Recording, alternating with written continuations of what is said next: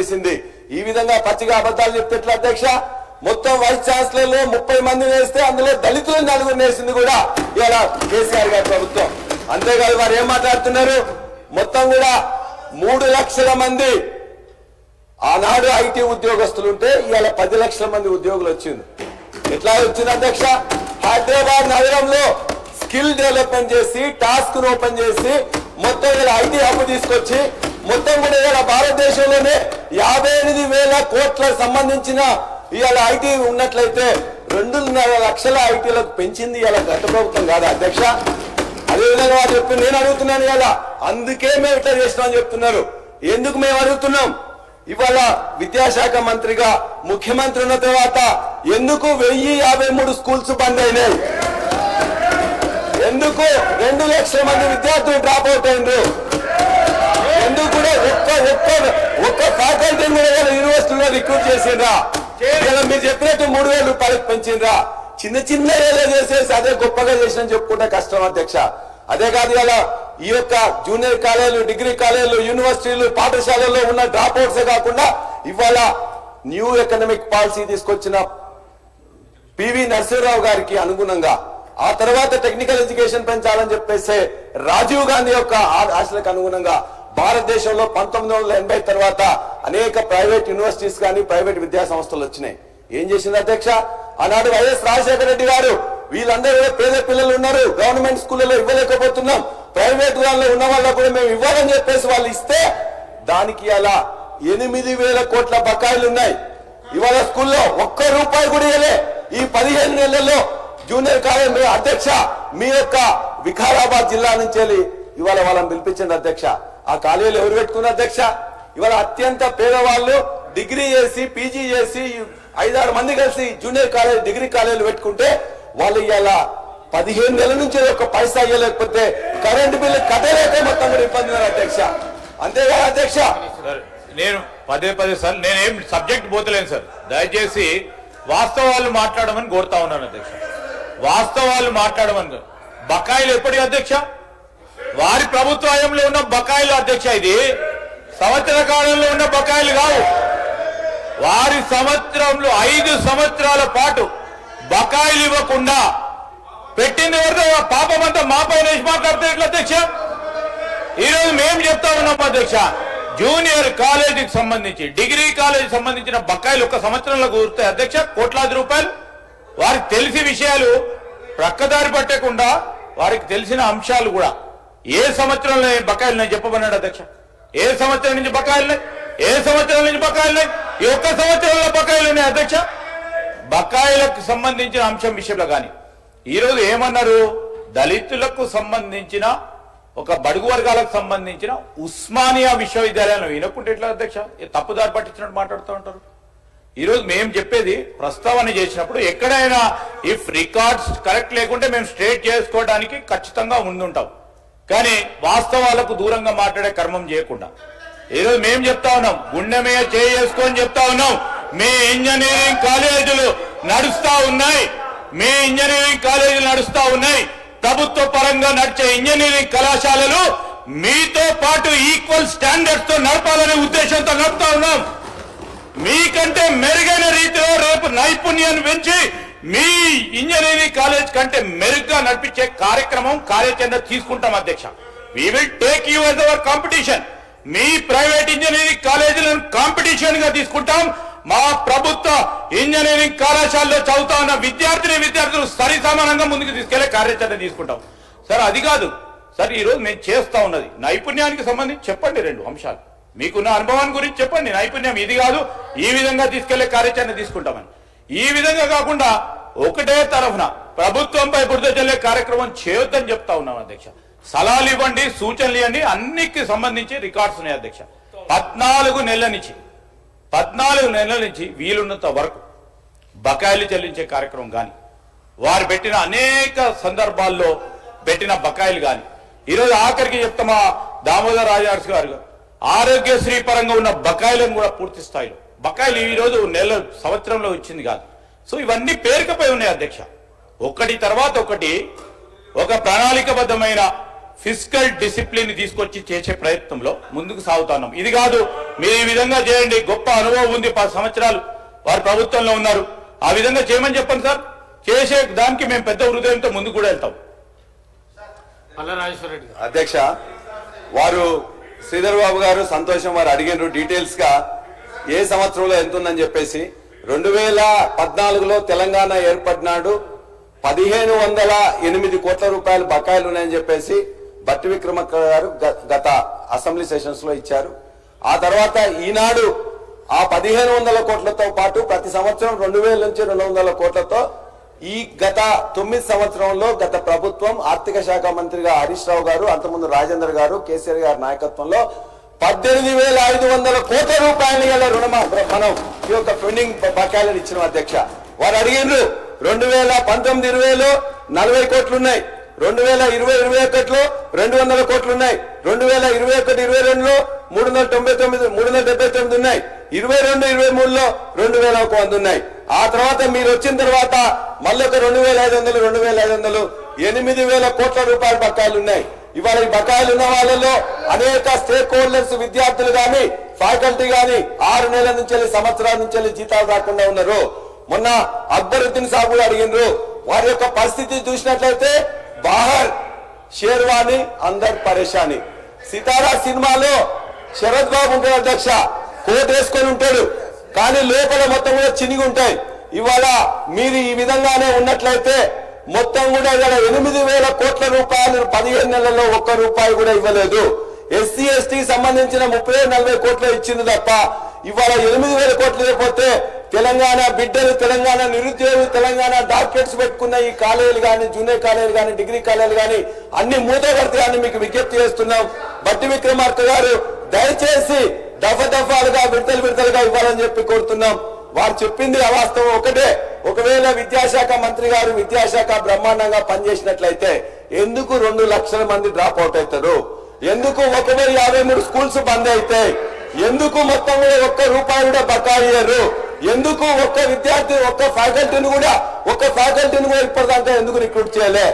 ఎందుకు డిఎస్సి పేరు మీద మెగా డిఎస్సి 25,000 మంది ఇస్తామని చెప్పిండ్రు. అంతకుముందు 8,000.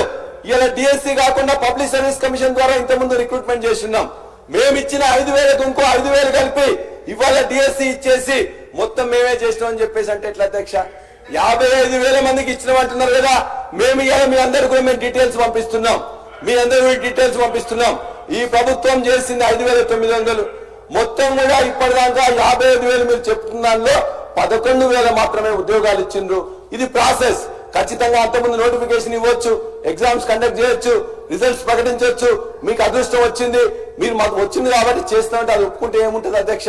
మేమే ఇచ్చామని ప్రభుత్వాలు అనేది కంటిన్యూస్ ప్రాసెస్ లో ఆనాడు జరిగిన నోటిఫికేషన్ కు మేము ఇచ్చినామని చెప్తే బాగుంటుంది కానీ మేమేమి ఇవ్వలేదని 1,61,000 ఉద్యోగాల్ని అంతకుముందు ఇచ్చినాం, మేము చెప్పుకున్నాం.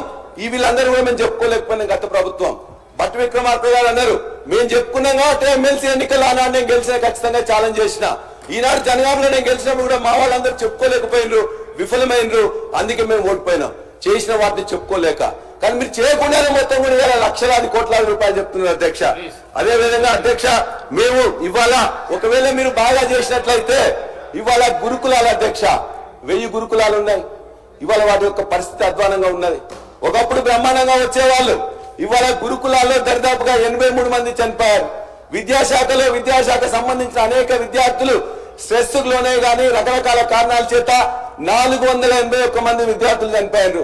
ఈ 481 మంది విద్యార్థుల లిస్టు, ఈ గురుకుల విద్యార్థుల యొక్క 83 లిస్టు, ఈ రైతుల ఆత్మహత్యల యొక్క 491 లిస్టు, ఈ ఆటో డ్రైవర్స్ యొక్క 116 లిస్టు మొత్తం మీకు ఇస్తున్నాం.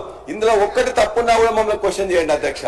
దయచేసి విద్యాశాఖ వారి దగ్గర ఉన్నది కాబట్టి మరలా దీనికి ఏం చేయాలని చెప్పేసి మమ్మల్ని కూడా వారు అంటున్నారు మీరు ఏదో ప్రైవేట్ యూనివర్సిటీ తీసుకొని చెప్పేసి. 28 సంవత్సరాల నుంచి ఈ యొక్క ఇన్స్టిట్యూషన్స్ పెట్టినాం.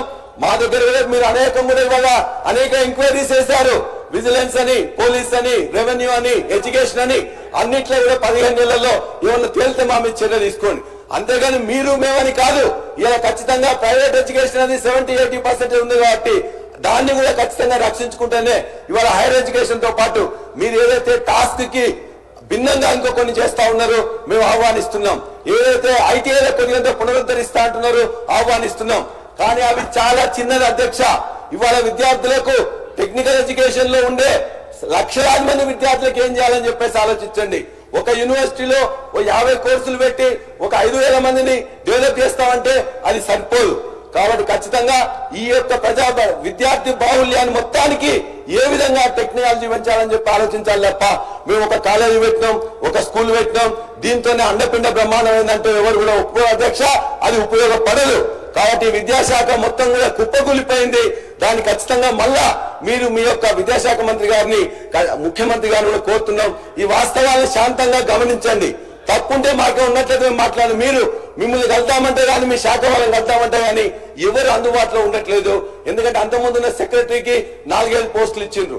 అందువల్ల అతను కూడా పోయి మొత్తం గవర్నర్ ఆఫీస్ లోనే కూర్చునే వాళ్ళు. కాబట్టి ఆ రోజు వీలు కాలే. కాబట్టి దయచేసి మీరు ఈ యొక్క విద్యాశాఖ మీద మరింత కాన్సన్ట్రేట్ చేయాలని చెప్పేసి కూడా నేను కోరుతా ఉన్నా. అదేవిధంగా కృష్ణా గోదావరి నీళ్ల గురించి నిన్న మొన్న ఇందులో కూడా మెన్షన్ చేసిండ్రు. కృష్ణా నీళ్లలో ఈ సంవత్సరం 1010 టీఎంసీ నీళ్లు వచ్చినాయి. మీరేమంటున్నారు? ఎప్పటికీ కేసీఆర్ గారు గత ప్రభుత్వం మొత్తం కూడా కృష్ణా వాటర్ మీద పట్టించుకోలేదు అంటున్నారు. మరి మీరేం చేసిన అధ్యక్ష? ఓకే, మేము పట్టించుకోలేదు. మీరు పట్టించుకున్నట్లయితే ఏదైతే మేము ఒప్పుకున్నాం, 1 సంవత్సరానికే మేము ఒప్పుకున్నాం. ఆ ఒప్పుకున్న దాని ప్రకారం కూడా ఇవాళ 1010లో వాళ్ళకు పోవాల్సిన నీళ్లు 666 టీఎంసీలు. కానీ ఈనాటికి 650 టీఎంసీలు ఆల్రెడీ వెళ్ళిపోయినాయి. రోజు 2 టీఎంసీలు లేపుతున్నారు. పోతిరెడ్డిపాడు కావచ్చు, ముచ్చుమర్రి కావచ్చు. ఇవాళ ఏదైతే మీరు 2023 నాటి స్టేటస్ కో ఉండాలని ఇక్కడ తీర్మానం చేసినామో ఆ తీర్మానం ఎక్కడ పోయింది అధ్యక్ష? ఎందుకు మీరు అధినంలోకి తీసుకోలేకపోయిండ్రు? నాగార్జున సాగర్ రైట్ కెనాల్ నుంచి ఇప్పటికి కూడా 10,000 క్యూసెక్లు ఎందుకు పోతున్నాయి? లెఫ్ట్ కెనాల్కి ఎందుకు నీళ్లు రావట్లేదు? ఇవాళ మనకు రావాల్సిన నీళ్లు ఇవాళ మనకు రావాల్సిన 100, 100, 102 టీఎంసీలు ఉన్నాయి. కానీ అక్కడ ఎన్ని నీళ్లు ఉన్నాయి అధ్యక్ష? ఇవాళ వాళ్లకు ఇప్పటికీ మేము ఒప్పుకున్న ప్రకారం చేసినా కూడా ఇప్పటికి వాళ్ళకి 666లో 657 పోతే 9 టీఎంసీల నీళ్లు మాత్రం వాళ్ళకి పోవాలి. మనకు రావాల్సిన 102 టీఎంసీలు రావాలి. కానీ అందులో ఉన్నాయి ఇవాళ మొత్తం కూడా ఎంఎండిఆర్ అయిపోయిన తర్వాత 50 టీఎంసీలు నాగార్జున సాగర్లు ఉంటే 50 టీఎంసీలు శ్రీశైలంలో ఉన్నాయి. దీని గురించి ప్రభుత్వం పట్టించుకోవట్లే, అవగాహనకు రావట్లేదు, వాళ్ళని నిర్వహించట్లేదు. ఇవాళ కేఆర్ఎంబి ఉన్నట్లయితే ఇవాళ కేంద్రం చెప్పినట్టు చంద్రబాబు నాయుడు చెప్పినట్టు నడుస్తున్నారు తప్ప మన ప్రభుత్వం కానీ మన ముఖ్యమంత్రి గారు చెప్పినట్టు నడవట్లేదు. దయచేసి ఇప్పటికైనా కళ్ళు తెరిచి మన మొత్తం నాగార్జున సాగర్ అధీనంలోకి తీసుకొచ్చి ఖచ్చితంగా దాన్ని ఇమ్మీడియట్ గా మనకు వచ్చే ఇప్పటికైనా 102 టీఎంసీలు మనకు అది ఉన్న వాటిలో మనకు మాత్రమే రావాలి. కాబట్టి దానికోసం కొట్లాడి తీసుకురావాలని చెప్పి ముఖ్యమంత్రి గారిని ఈ ప్రభుత్వాన్ని నేను కోరుతున్నా అధ్యక్ష. అంతేకాదు అధ్యక్ష, వైద్య రంగం పరిస్థితి అయితే చాలా అధ్వానం అధ్యక్ష. అంతకుముందు అయితే మీరు ఎంఎంఆర్ తీసుకోండి, అదేవిధంగా ఐఎంఆర్ తీసుకోండి. 2014 కంటే ముందు ఐఎంఆర్ ఎంత ఉంది, ఎంఎంఆర్ ఎంత చూడండి. ఒక విశ్వాసం పెరిగింది. ఎన్ని అధ్యక్ష అధ్యక్ష నేను వేరే మాట్లాడతలేను అధ్యక్ష, మనకు ఉపయోగపడే తప్ప వేరే మాట్లాడను. వారు ఎట్లయినా స్టేషన్ కనిపిపోతుంది కాబట్టి వరంగల్ జిల్లాలో ఉండే మొత్తం కూడా వరంగల్ జిల్లానే కాదు ఆదిలాబాద్ నుంచి వెళ్ళి కొత్తగూడెం అదే భద్రాచలం వరకు ఉండే సర్వ్ చేసి ఎంజీఎం పరిస్థితి ఏ విధంగా మీరు ఉండి దయచేసి మీరు రివ్యూ చేసుకోండి. అదేవిధంగా మా జనగామలో ఇవాళ హాస్పిటల్ పోతే అధ్యక్ష సిటీ స్కాన్ లేదు. నేను ఇక్కడనే మంత్రి గారికి లెటర్ ఇచ్చిన, వారికి ఇచ్చిన, ఇంతవరకు దాని గురించి సిటీ స్కాన్ లేదు. ఒక సిటీ స్కాన్ కోసం నిన్న ఆదిలాబాద్ నుంచి ఒక వ్యక్తి 300 కిలోమీటర్లు పోయింది. ఇవాళ చిన్న సర్జరీ చేయడానికి, చిన్న సెక్షన్ చేయడానికి కూడా ఏమైనా కావాలంటే బయటికి రాస్తున్నారు, మందుల కోసం బయటికి రాస్తున్నారు. దయచేసి అధ్యక్ష మీ ద్వారా నేనేమి తప్పు పట్టట్లేదు. ఇవాళ పేద ప్రజలకు అందాల్సిన వైద్యం అనేది ప్రభుత్వాన్ని అందుతుంది. వాళ్ళు జబ్బు వచ్చినట్లయితే 2-3 సంవత్సరాలు వాళ్ళు పట్టిన కష్టం అంతా కూడా పోతుంది. వాడు దయచేసి ముఖ్యమంత్రి గారికి విజ్ఞప్తి చేస్తున్నాం, ఇవాళ ఒక వైద్య శాఖ మీద సరైన శ్రద్ధ లేకుండా మందులకు పైసలు ఇవ్వట్లేదు, ఎక్విప్మెంట్ పనిచేయట్లేదు, పాడైన కళాజ్ఞానాన్ని కూడా బాగు చేయట్లేదు. దయచేసి చేయమని చెప్పేసి మేము కోరుతా ఉన్నాం. మీ ఆర్థిక పరిస్థితి గురించి చాలా మంది చెప్పారు. నిన్న ముఖ్యమంత్రి గారు మాట్లాడుతూ కూడా మాట చెప్పారు అధ్యక్ష. నేను ఇంకా మధ్యలో వారే మాట్లాడింది అధ్యక్ష, వారే చెప్పారు ఆర్థిక పరిస్థితి ఇవాళ మీకు తెలుసు అధ్యక్ష, ఆర్థిక పరిస్థితి దిగజారిపోతుందని చెప్పేసి ముఖ్యమంత్రి గారు అంటున్నారు. ఎట్లా అంటున్నారు? చాలా సార్లు కూడా, ఎందుకంటే మొత్తం కూడా నెగిటివ్ ఉన్న గ్రోత్ 10 నుండి 12,000 కోట్లు గతంలో వచ్చిన దానికంటే రాలే. మనకు 2014 నుండి 2023 వరకు ఖచ్చితంగా ప్రతి సంవత్సరం 10,000 నుండి 15,000 కోట్ల రూపాయల గ్రోత్ వచ్చేది. ఈసారి గ్రోత్ రాకుండా నెగిటివ్ గా 10-12,000 కోట్లు ఫిబ్రవరికి వచ్చిందని రిపోర్ట్ అయింది. కాబట్టి ఇప్పుడే ఇన్ని అప్పులు ఉన్నాయి, మేము కూడా చేయకపోతే కష్టం, కాబట్టి వాళ్ళ ఇబ్బంది అవుతుందని చెప్పారు. గత ప్రభుత్వం 4,17,000 కోట్ల అప్పు చేసింది. ఇంతకుముందు ఇక్కడ నిర్ధారణ అయింది. ఆ 4,17,000 కోట్లు కాకుండా మీరు ఈ యొక్క సంవత్సరంలోనే 1,66,000 కోట్ల అప్పులు అనేది ఇక్కడ తీసుకొని వచ్చిండ్రు. కాబట్టి మేము ఆదాయం లేదు, మేము నడపలేమంటే కష్టం అధ్యక్ష. కాబట్టి ఇలా హైదరాబాద్ సిటీ చూసుకుంటే కూడా సిటీ యొక్క పరిస్థితి అనేది చాలా ఇబ్బందిగా ఉన్నది. అనేకం కూడా మీరు అని కూడా రద్దు చేసిండ్రు. అదేవిధంగా ఫార్మా సిటీ రద్దు చేస్తామంటున్నారు.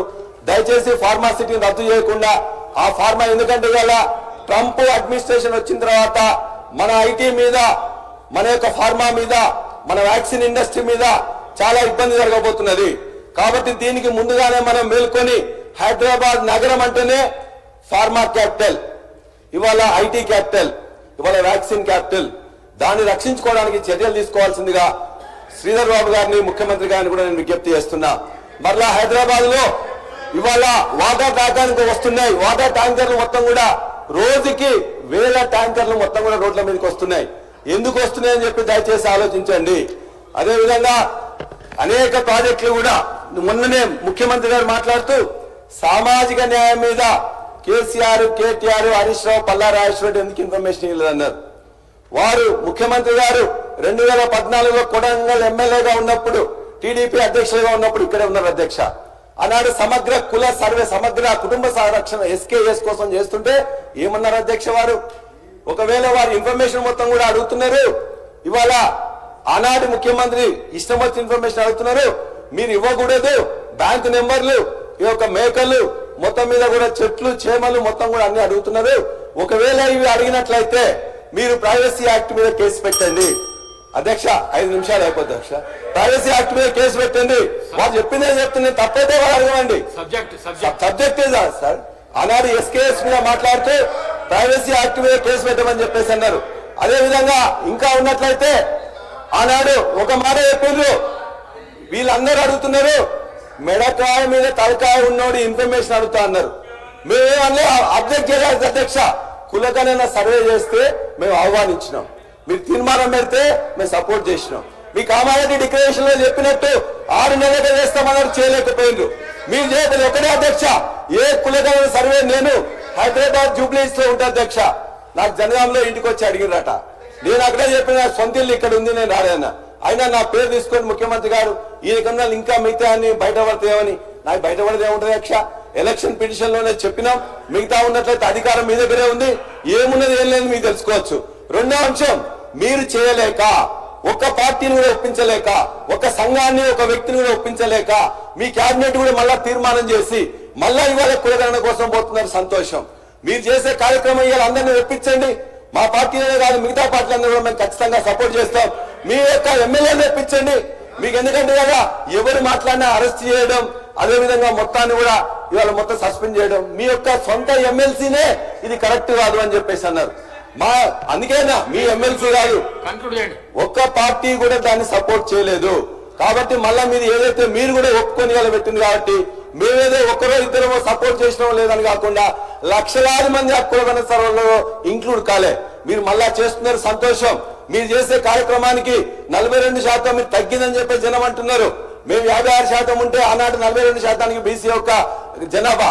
కాబట్టి మీరు దాన్ని సరిదిద్దుకోండి, మళ్ళా తీర్మాన రూపంలో రండి. మీతో పాటు ఎక్కడికైనా రమ్మంటే వస్తాం. ఖచ్చితంగా బీసీ కులగణన మంచిగా జరగాలని దానికోసం మేము చేస్తామని చెప్పి చెప్తున్నాం. చివరిగా సామాజిక న్యాయం గురించి మాట్లాడుతుంది. ABCD వర్గీకరణ కావచ్చు. మొట్టమొదటిసారి 2014లో తీర్మానం చేసింది ఈ యొక్క సభ. ఈ సభలో తీసుకుపోయి ప్రధానమంత్రి గారికి ఇచ్చి చేసినాం. కానీ మేము చెప్పుకోలేదు అధ్యక్ష. ప్రతి సంవత్సరం కూడా ఇవాళ మందకృష్ణ గారు దేనికైతే నాయకత్వం వచ్చిన ఒక్కరోజు చెప్పండి, మేము ఎప్పుడైనా వ్యతిరేకంగా ఉన్నామా? కాబట్టి ఇవాళ మీరు చేయడం కానీ మేము ఖచ్చితంగా చేసినాం. చివరిగా మేము ఒకటే చెప్తున్నాం, ఇవాళ సామాజిక న్యాయం అంటే బ్రహ్మాండంగా 165 విగ్రహాల మొత్తం విగ్రహం ఉంటే దాన్ని కనీసం ఓపెన్ చేయండి. ముఖ్యమంత్రి గారికి మిగతా వాళ్ళకు అప్పుడప్పుడు పోయి దండ వేయండి. అది కేసీఆర్ గారు పెట్టినంత మాత్రం అంబేద్కర్ విగ్రహమే, కేసీఆర్ గారి విగ్రహం కాదు. దయచేసి మీరు ఆలోచించండి. కాబట్టి చివరిగా అంబేద్కర్ విగ్రహాన్ని అవమానించే వాళ్ళు ఇవాళ సామాజిక న్యాయం గురించి మాట్లాడేట్లు అధ్యక్ష. అదేవిధంగా చివరిగా మేము అడిగేది అధ్యక్ష, ఇవాళ మహిళల్ని మీరేం చెప్పారు అధ్యక్ష? మహిళల్ని 2,500 రూపాయలు ఇస్తా అన్నారు, మహిళలకు 4,000 పెన్షన్ ఇస్తా అన్నారు. అదేవిధంగా మహిళా సంఘాలకు కోటీశ్వర్లు చేస్తామన్నారు. ముందు కోటీశ్వర్లు చేయడం తర్వాత 5 లక్షల వరకే వాళ్ళకి ఇప్పుడు వాళ్ళు చేసిండ్రు. కాబట్టి దయచేసి నేను ఒకటే మాటతో మీరు మొత్తం కూడా ఒకటే మాటతో కాలేజీ గారి మాటల్లో చెప్తాం. మీకు నమ్మి మీ మీద విశ్వాసంతో మీ హామీల యొక్క మొత్తం కూడా లిస్టు చూసి మొత్తం కూడా ఈ యొక్క తెలంగాణ ప్రజానీకం మీ అందరికీ ఓటేసింది. ఆ ఓట్లన్నింటినీ మీరందరూ కూడా మొత్తం కూడా తీసుకున్న తర్వాత ఆనాడు కాలేజీ ఒకటే మాట అన్నారు, నమ్ముకొని అధికారం ఇస్తే నమ్మకంను పోగొట్టుకుంటుంది, పదవి అధికారం ఇస్తే పదుల మీద తలపోడి చేస్తుంది, టోపీ పెడితిరి లాభపడితిరి. జై Telangana. Reply by the honourable chief minister.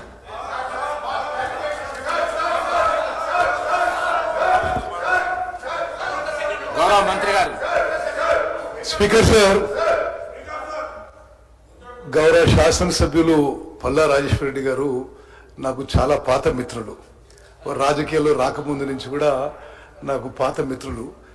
కానీ ఈరోజు వారి ప్రసంగంలో చాలా అవాస్తవాలు, అదేవిధంగా ప్రజలని తప్పుదోవ పట్టించే విధంగా మాట్లాడిన విషయాన్ని నేను ఖండిస్తున్నాను.